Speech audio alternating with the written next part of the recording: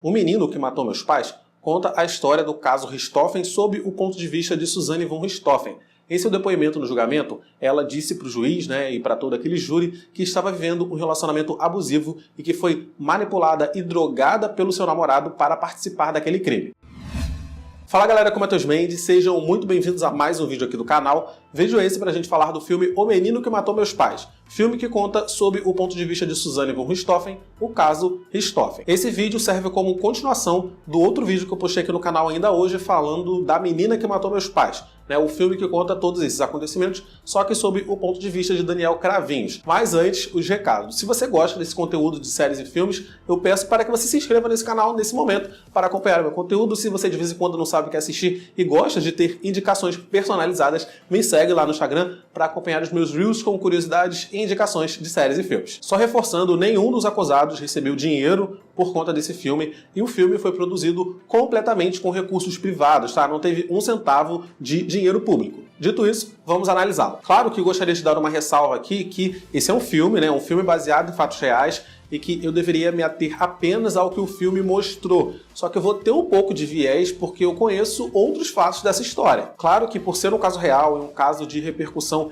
enorme na mídia brasileira, há um pequeno viés porque eu acabo sabendo de informações complementares que não estão no filme. Mas eu vou tentar ao máximo me ater ao depoimento que a Suzanne contou, ao que o filme nos mostrou. E se você era daqueles que pensava, nossa, mas pra que dois filmes para contar a mesma história? Aposto que você descobriu o motivo de dois filmes quando você começou a assistir esse. Eu tô levando em conta aqui que todo mundo já assistiu A Menina que Matou os Pais antes de assistir esse, ok? Antes eu gostaria de falar um pouco da imagem da Suzanne no tribunal. No dia do crime, no dia que seus pais morreram, Suzanne tinha 19 anos. No dia do julgamento, ela tinha 22 anos, mas ela se portava, andava e falava como uma criança de 10. Por favor, gente, tudo é imagem. Em um tribunal de júri, você é um produto e você precisa se vender. Suzanne, ou muito provavelmente o advogado de defesa dela, pensou milimetricamente em tudo que ela ia falar e na forma como ela ia agir. Desde o momento que ela sai do carro, desde o momento que ela entra no tribunal, como que ela ia caminhar até lá dentro, a forma doce como ela conta a história, o terço na mão, tudo ali é montado. Tudo foi colocado ali com um motivo e nisso eu já começo a desconfiar bastante. Se vocês têm os olhos desatentos, vocês provavelmente não perceberam,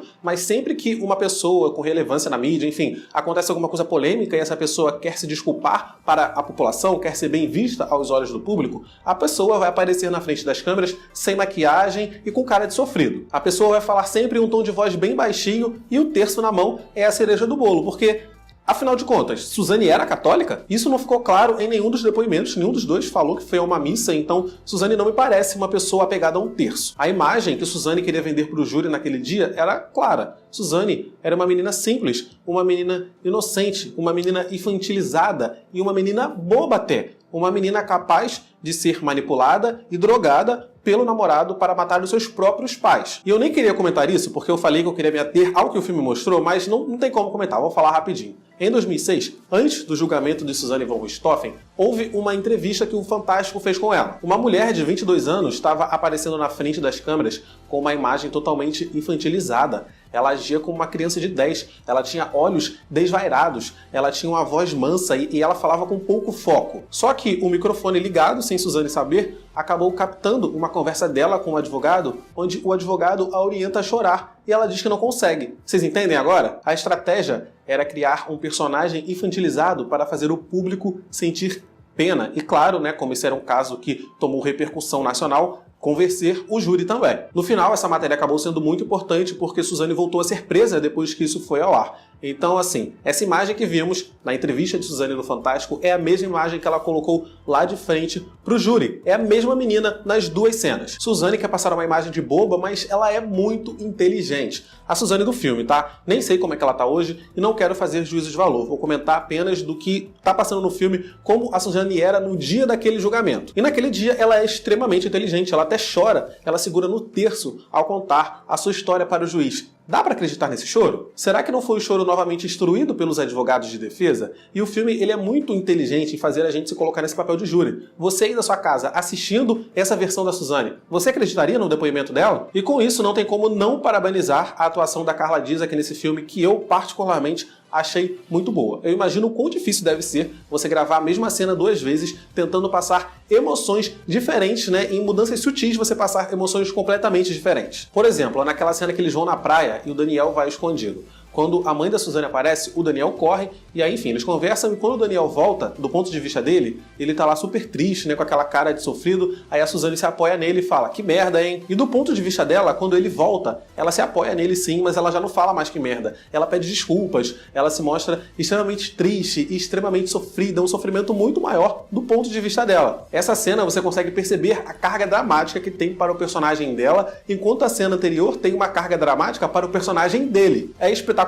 Com exemplos assim tão práticos, a gente consegue perceber bem o quão difícil é o trabalho de um ator. E aliás, eu falei da atuação da Carla Dias, mas eu tenho que parabenizar a atuação do Leonardo Bittencourt também. Enquanto eu estava assistindo essa segunda versão do filme, né, do ponto de vista da Suzane, eu começava a notar as mudanças sutis nas 2 cenas e como essas mudanças sutis ressignificavam completamente o significado daquela cena. Até a cena do começo do filme, onde a Suzane dá para o Daniel um relógio de presente, é bizarro em como essa cena foi montada, em como ela foi pensada nas 2 versões. Do ponto de vista dele, nós vemos a imagem de frente, igual você está me olhando aqui, como se a pessoa estivesse entrando naquela garagem. Aí eles se abraçam, né? A imagem está um pouco escura e eles conversam e a Suzane fala aquele negócio que quer apenas o melhor para ele. Do ponto de vista dela, a cena já é um pouco diferente. Agora a câmera está no fundo da garagem, então a gente já os vê mais iluminados por conta da iluminação da janela. E a câmera também está pegando eles um pouco de cima para baixo, então parece que eles estão um pouco afastados e tem um troféu enorme aqui em primeiro plano e um pouco desfocado. Ao meu ver, essa cena foi montada assim de propósito para mostrar do ponto de vista de Suzane o quanto ela é pequena em comparação a ele. Para mim essa cena foi feita para dar uma sensação de inferioridade ao personagem. Eu assistia isso e falava, nossa,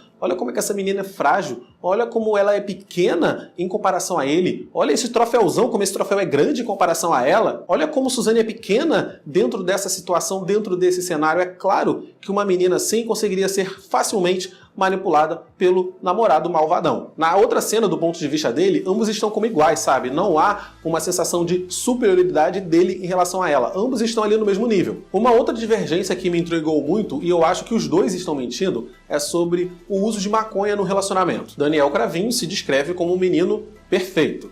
Ele não sabia nada de maconha, ele não gostava de drogas. Suzane que apresentou essa substância a ele, meio que ele não queria, né? Mas meio que ela forçou. Já Suzane conta o mesmo fato, só que da forma completa oposta. Do ponto de vista dela, ela que não gostava de maconha e ele que apresentou a ela essa substância, a manipulando e a forçando a usar também. E tipo, pra mim não tem ninguém falando a verdade. Acho muito mais condizente que eles experimentaram em algum lugar e gostaram e continuando usando, ou então até mesmo que um apresentou o outro, mas assim, não de uma forma forçando, sabe? Apresentou, quer, o outro experimentou, gostou e eles continuaram a usar aquilo juntos porque fazia bem a eles. Só que o Brasil é um país conservador. Em 2006 era muito mais. Se um acusado conseguisse convencer o júri de que o outro era um malvadão, de que o outro era um drogado que me colocou no mundo das drogas, seria muito mais fácil do júri acreditar também que essa pessoa, né, que esse malvadão convenceu, manipulou essa outra pessoa inocente a cometer um crime. Olha só esse rapaz drogado ou essa menina drogada. Essa pessoa acabou com a vida do seu parceiro por causa de droga, já era viciado e depois disso manipulou para cometer um crime. De novo, eu acho que isso foi uma instrução dos advogados de defesa para jogar esse negócio da droga no colo do outro. De novo, não funcionou tanto porque ambos foram condenados ao mesmo tempo de reclusão. No dia do assassinato, Suzane disse que estava drogada, que ela não pensou muito, que Daniel a fez fumar muita maconha desde o começo do dia e que ela fez tudo que ele mandou até dirigir o carro. Enquanto Daniel e Christian matavam seus pais, Suzane estava tendo um surto no andar de baixo. Ela estava desesperada, ela estava arrependida daquilo, ela começou a jogar os livros do chão, ela estava em um momento de negação. Isso não se parece em nada com a Suzane que conversa com o policial no começo do filme, na primeira cena do filme. Essa Suzane, ela calmamente ligou para a polícia, reportou um possível assalto, ficou do lado de fora da casa junto com seu namorado esperando o policial chegar e conversou com ele calmamente como se ela não soubesse de nada. Cadê o desespero? Quando a gente coloca esses pontos em perspectiva, as coisas ficam um pouco mais claras, porque inclusive o policial que deu a notícia para Suzane dizendo que os pais estavam mortos, ele notou uma atitude muito estranha dela, ela não ficou triste, ela não chorou, ela só falou calmamente, tá, e agora? O que eu faço? Quais são os procedimentos? Cadê o desespero, Suzane? Mas, de novo, sendo um membro do júri, talvez essas coisas não fossem tão fáceis assim. Você é um membro do júri, você está lotado de informação, você leu os autos do processo, foram 5 dias de julgamento, foi um julgamento longo, todo dia você tem que voltar lá para ouvir depoimento, para ouvir testemunha.